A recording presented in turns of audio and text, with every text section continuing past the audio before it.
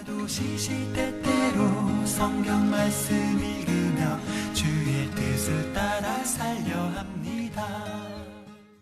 자, 민수기 5장을 보면요, 백성 24,000명이 죽는 사건이 나옵니다. 코로나19로 사망한 사람이 1,500명이니까 17배에 해당하는 사람이 죽는 대재앙이 일어납니다. 원인이 있었는데요, 바로 이스라엘 백성들이 모압 여인과 결혼을 하고 모압 여인들이 숭배하던 모압 우상을 숭배했기 때문에 하나님께서 대재앙을 내리신 겁니다.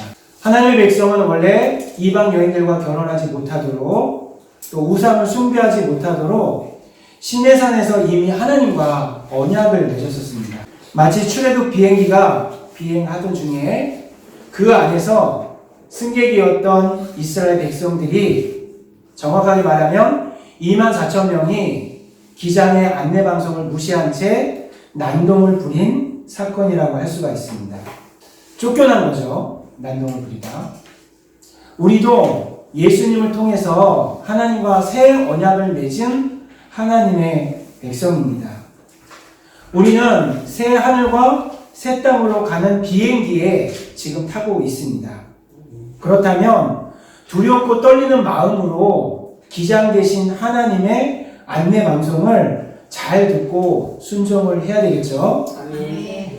여러분들은 또 저는 순종을 잘 하고 있는지 이 시간에 다시 한번 질문을 해 보았으면 좋겠습니다. 하나님은 24,000명이 죽는 대재앙의 원인을 제공했던 모압이라는 나라도 심판하시기로 하셨습니다. 민수기 31장을 보면 하나님은 모압을 여호와의 원수라고 규정을 하십니다. 그리고 전쟁을 선포하십니다. 모세는 12,000명의 군인들을 모아서 모압과 전쟁하여 승리를 합니다. 그런데 이상한 것이 있습니다. 하나님은 전쟁이 끝난 후에 그 전쟁을 했던 군사들을 위한 속죄 제사를 드리라고 명령을 하십니다. 속죄 제사라는 것은 죄를 지었을 때 드리는 제사입니다. 여러분 한번 생각해 보십시오. 지금 하나님의 명령에 의해서 모압과 전쟁을 하고 온 군사들에게 속죄 제사를 드리라고 하는 것은 다른 말로 말하면 죄를 지었다라는 말이에요. 전쟁은 죄라는 거예요. 왜냐하면 전쟁은 하나님의 성품과 어울리지 않는 것이기 때문에 그렇습니다. 전쟁은 생명이 아니에요. 전쟁은 파괴하는 것이고 죽음을 가져오는 것이기 때문에 하나님과 어울리지 않는 것이에요. 군인들이 아무리 그 명분이 의로운 전쟁을 했다 할지라도 또 승리했다 할지라도 전쟁을 한 그 자체는 죄이니 그 죄에 대한 속죄 제사는 반드시 드리라고 하나님께서 명령하셨습니다. 하나님은 세상의 크고 작은 전쟁들을 싫어하시는 분이세요. 하나님은 평화를 원하시는 분이세요. 따라서 하나님의 자녀인 우리는요, 최대한 평화주의자가 되어야 합니다. 아멘. 민수기 32장에서 33장은 요단강 동편 땅을 얻게 되는 기사가 나오고 있습니다. 40년 동안 출애굽 비행기가 비행하다가 모압 평지에 그 출애굽 비행기가 착륙하고 거기에서 내린 이스라엘 백성들이 그 요단강 동편 땅에 정착하는 모습이 32장, 33장에 나오는데 특별히 민수기 33장에서는요, 이제 출애굽 일지가 소개되고 있는 것을 보게 됩니다.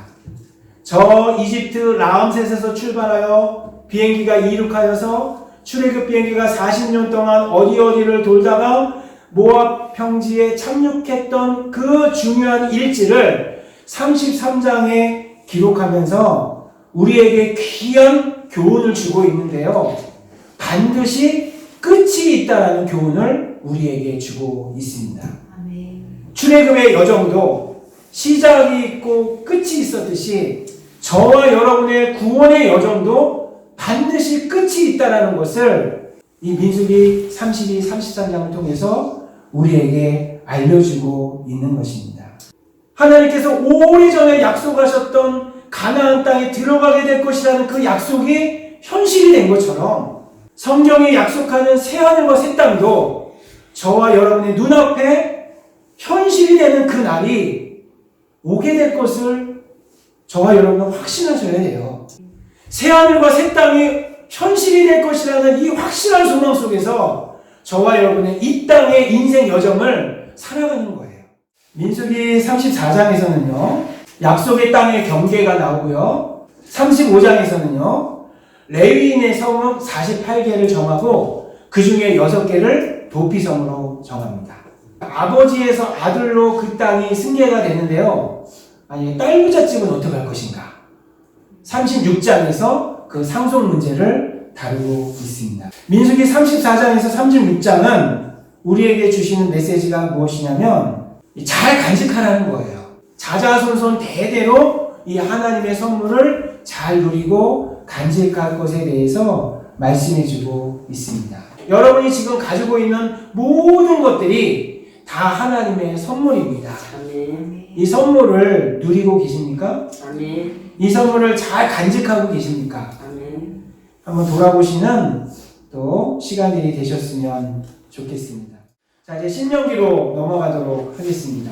일단 출애굽 2세대가 지금 어디에 진을 치고 있는지를 먼저 상상을 하셔야 됩니다. 이 사진을 보시면 모압 평지가 있고요. 그 앞에 요단강이 흐르고 저 멀리에 산지가 이렇게 보이시죠? 요단강만 넘으면 약속의 땅 가나안이에요. 그런데 모세를 보면 조금 슬퍼. 나이가 120살이야. 그리고 힘이 하나도 없어. 근데 안타깝게도 모세가 그 약속의 땅을 바라보고 40년 동안 돌아서 왔는데 모세는 그 약속의 땅에 들어갈 수가 없어요. 그런데 하나님께서 모세에게 마지막 사명을 주세요. 지금 모압 평지에서 이제 요단강을 건너서 약속의 땅 가나안에 들어갈 출애굽 2세대에게 너가 40년 전에 시내산에서 받았던 그 율법을 이 출애굽 2세대에게 다시 좀 설명 좀 해줘라. 저 출애굽 2세대는 유월절 체험도 하지 않았다. 유월절이 뭔지도 모른다. 문설주에 피를 발랐더니 죽음의 재앙이 넘어갔던 이런 체험들을 한 사람들이 아니야. 출애굽 2세대는 홍해바다를 건너지도 않았어. 이 사람들은 시내산에서 율법을 받을 때에는 없었던 사람들이야. 이 사람들은 광야에서 태어나 자란 사람들이기 때문에 시내산 언약을 다시 한번 설명해 줘라. 아멘. 그래서 신명이 무슨 말이냐면요, 거듭신자에 따라해 보겠습니다. 거듭신, 거듭신, 명할 명. 명할명, 이 명자가 계명의 명자거든요. 그래서 하나님의 계명을 더 확장되면 시내산 언약을 거듭해서 설명해 줘라. 그래서 신명기가 바로 그런 뜻이에요. 그래서요, 신명기는요, 모세의 설교 3편이 첫 번째 설교, 두 번째 설교, 세 번째 설교가 등장하고 있습니다. 우리 나중에 이렇게 답판 틀어주세요 하는 뭐죠? 골든벨 할 때 이거 반드시 나와요. 신명기에는 모세의 고별 설교가 몇 번 나옵니까? 그러면 몇 번 써야 돼요? 3번 써야 되는데 2번 쓰고 딱 듣는 사람 돼요? 안 돼요?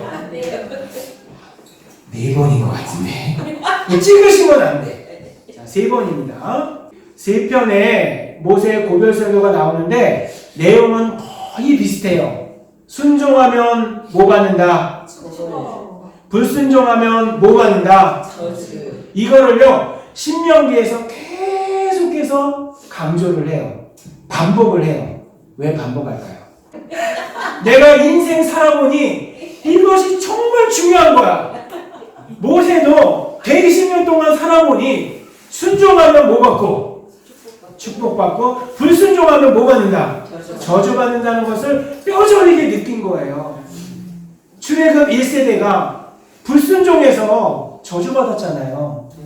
출애굽 2세대 너희들만은 가나안 땅에 들어가면 순종함으로 이 가나안 땅이라는 약속의 땅 하나님의 선물을 누리거라 라는 것을 신명기를 통해서 아버지의 마음으로 간절하게 유언처럼 긴급하고 통렬한 마음을 가지고 외치고 있는 거예요.